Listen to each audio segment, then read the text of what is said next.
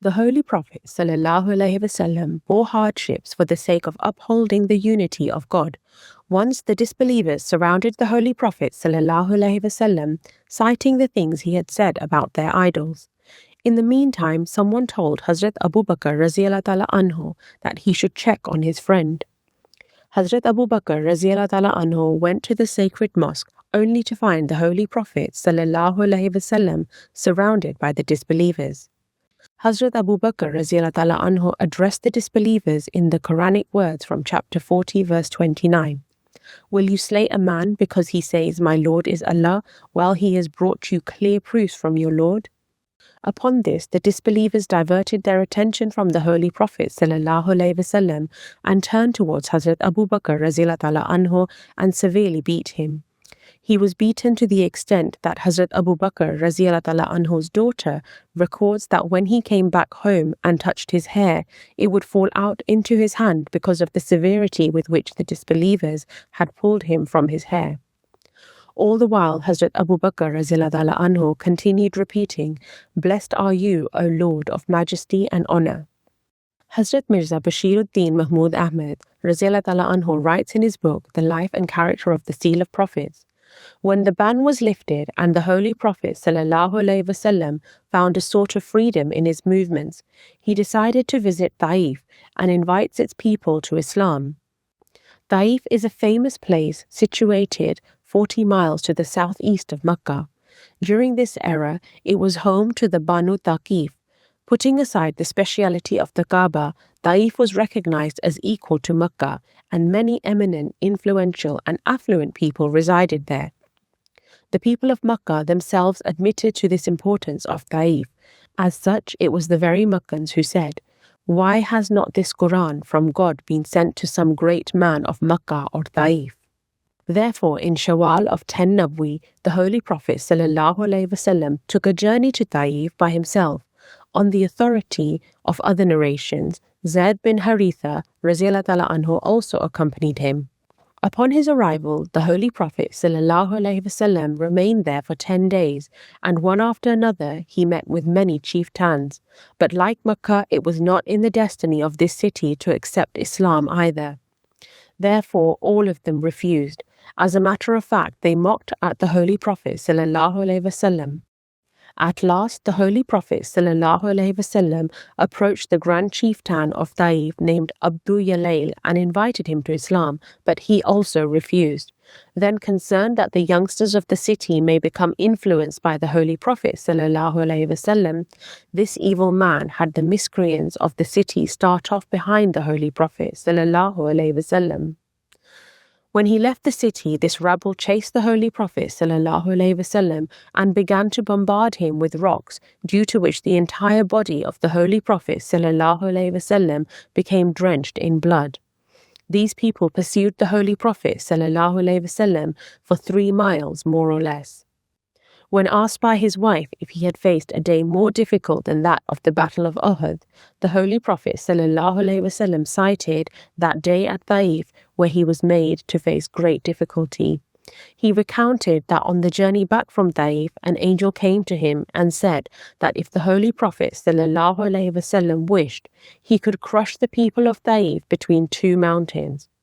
However, the Holy Prophet ﷺ refused, saying that he was hopeful that God would bring about such people from among them who would worship one God. The second Caliph radiallahu ta'ala anhu described that the Holy Prophet ﷺ's entire life was spent in upholding and exhibiting the unity of God. This remained the case up until his final moments, when he advised people that even after he passed away, they should not associate partners with God. In fact, God wished to exhibit his unity from the very outset of the Holy Prophet ﷺ's life, when his father passed away before his birth and his mother passed away while he was still very young. Thereafter, it was God who took care of the Holy Prophet ﷺ throughout his life until his demise, exhibiting the great majesty of the unity of God. The Holy Prophet ﷺ would even go to the markets in and around Mecca to preach the message of one God. It is recorded that no one in these markets would be seen accepting the Holy Prophet ﷺ's message, yet he would not become discouraged, but would instead remain undeterred and continued preaching the message of one God. The disbelievers also inflicted unspeakable cruelties upon those who accepted his message. For example, after Hazrat Bilal radhiyallahu anhu accepted Islam, he was frequently tortured. When these cruelties would reach an extreme, he would call out, Ahad, Ahad, meaning God is one, God is one. He continued repeating this when he would be made to lie on the burning sand and told to praise the Meccan idols. However, in the midst of it all, no one faced greater difficulty than the Holy Prophet ﷺ, from being called a liar to being suffocated and choked, having stones thrown at him and filth flung upon him. The promised Messiah, Hazrat Mirza Ghulam Ahmad alayhi salam, writes in The Essence of Islam, Volume 1, pages 197 to 198, I always wonder how high was the status of this Arabian prophet, whose name was Muhammad, thousands of blessings and peace be upon him. One cannot reach the limit of his high status, and it is not given to man to estimate correctly his spiritual effectiveness. It is a pity that his rank has not been recognized as it should have been. He was the champion who restored to the world the unity of God which had disappeared from the world. He loved God in the extreme, and his soul melted out of sympathy for mankind.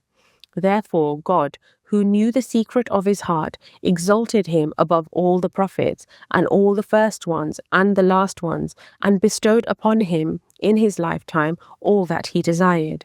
He is the fountainhead of every grace, and a person who claims any superiority without acknowledging his grace is not a man, but is the spawn of Satan. Because the Holy Prophet ﷺ has been bestowed the key to every exaltation, and he has been given the treasury of every understanding.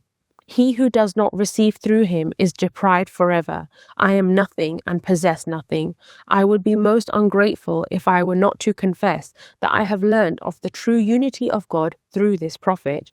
The recognition of the living God we have achieved through this perfect prophet and through his light. The honor of converse with God, through which we behold his countenance, has been bestowed upon me through this great prophet. The ray of this sun of guidance falls like sunshine upon me, and I continue illumined only so long as I am adjusted towards it. His Holiness, may Allah be his helper, said that we must strive to find the true unity of God and develop our faith to the extent that we are prepared to offer the required sacrifices. We should develop true love for the Holy Prophet ﷺ.